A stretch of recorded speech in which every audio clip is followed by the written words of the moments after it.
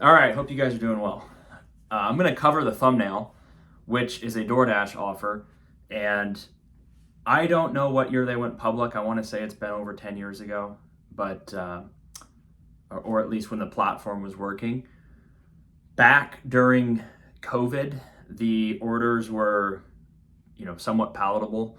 But if you take a look at this order, it's 12 miles, I think, for $8, and it's 12 miles going one way. So someone obviously is doing that at a rate that's probably close to $8. And I've talked about this before in other videos, how back when there was less drivers and you had people that wanted their food delivered, the price would be higher because there's not as many drivers out there that are out driving. So in order to have the driver actually go get your food, they had to be compensated. It's never like it was a lot of money, but you could make $25 an hour, $30 an hour before expenses, right? You could realistically do that on DoorDash. I don't know about Uber. I don't know about, I did do Grubhub a little bit, but DoorDash, you could make $30 an hour before or back during COVID, before expenses, right? So of course you have gas. They're just paying you like a rate on every delivery. So they don't pay you anything for your gas or for insurance or for maintenance or anything like that. I think they do have some things where they give you like 10% off an oil change or something, but it's small. They don't give you anything more than just the contractual pay for each order that you accept.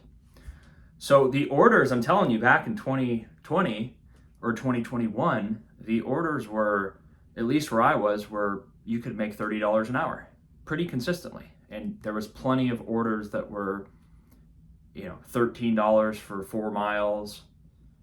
You'd get stuff that was the ones where you got to go shop for the items that was $30. And you drove your car to the grocery store, you did 15 minutes of shopping, you delivered the item like a couple miles away, you got $30 for it. So you could make, there's probably hours where I was making $40+ an hour before expenses, right? So again, you have to pay for your gas and everything. But if you look at it now, I really don't know who is doing it consistently. Because if you do, like I've said in other videos, I said this even a year ago, I'm in a city that's a big city, like the general Seattle area and the suburbs within Seattle. So there are plenty of people here. There are plenty of people that have money, and the orders that come through are a joke. I would argue that the orders that they have do not actually cover the real expenses of operating a motor vehicle on the roadway, with your vehicle tabs, your gas, your insurance, your car maintenance, the liability of getting into an accident potentially, and then having to deal with all of the issues with that. So for $8, you have to go to the store, you got to drive 12 miles one way to deliver the food, and then you have to drive 12 miles back to get to where you started. So 24 miles for $12, or I'm sorry, for $8. So what is that, 33 cents a mile? Even if you consider just going one way, it's still less than $1 per mile that they're offering. It's like 65, 70 cents a mile on that particular order. So back then, of course, there's always orders that come through that were garbage and no one takes them. And so when no one takes them, the algorithm will just, if you don't take it, it'll send it to the next person for like 25 cents higher. Now there's a problem though, because there's so many drivers or so many people are doing these gig apps on the side that someone will take that offer for a low rate, right? Because they don't really offer the order at a respectable rate. They offer it at the bottom of the barrel pricing. And they're hoping that someone's going to say, yeah, I'll take that order to go to Burger King and drop this Whopper off 16 miles away for $7, right? They're hoping someone will take that order because DoorDash will charge the customer this price for their food and for their delivery and for their service, and then they'll contract out the delivery driver at $6 or $7 or $8, and DoorDash keeps all this profit in the middle. So that's what they're hoping to do. They couldn't do that back in COVID because there wasn't enough drivers, and there was a lot of people that wanted their food, or there was more people that wanted their food. So if the people wanted to get their food, they had to pay for it because there wasn't just this huge surplus of drivers that were out there. Now it's the opposite. Now I think you probably have less orders and you have a big supply of drivers. So people will go on there and they'll pretty much just accept the first order they get. I mean, I see stuff as low as like $2 or $2.25. It's just not even worth getting out of bed for anything less than like $10, I would say, right? If you're going to start your car, drive your car, get out of your car, pick up an order, drive several miles, drop it off, take a picture of it, hit all the buttons on your phone. Anything less than $10, it just really doesn't make sense to do. It's just not worth it. But there's so many orders that are just terrible, and it's just a function of drivers basically saying that they're going to go out and do it for free. They're basically working for DoorDash for free. After you factor in having to pay for your car and expenses and gasoline and insurance and car maintenance, the money that you're getting paid for doing that work is essentially you might be losing money. Best case scenario, you're like breaking even. So they can get away with it because the worker, which is the contractor, the people that are on DoorDash, they are accepting it. They're saying, yeah, we'll work for free because maybe I want to go out and do something and drive my car around, but I'm not going to get paid. You're not making money at the rates at which these offers are coming through, right? I mean, are you serious? Some of these orders, if you consider traffic and how far you're going, you'd be driving the whole thing would take you like close to an hour.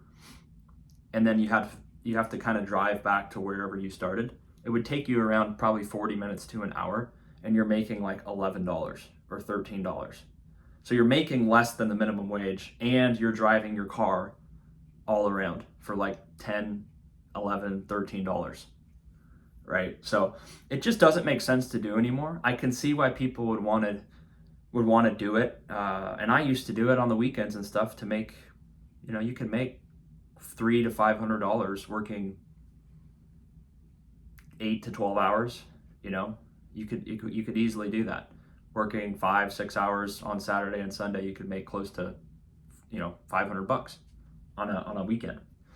But now I think if you did it, you'd probably make less than $150 if you worked 10 to 12 hours. You might make $150 to $200. So it's gone down by about half, and you really have to filter through all the crap because so much of the orders they send you are just an exploitation of your time.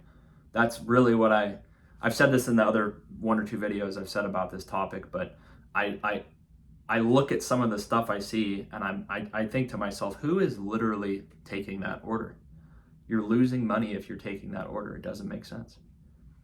And that's what you see too in like the freight industry or trucking, is that it's a race to the bottom.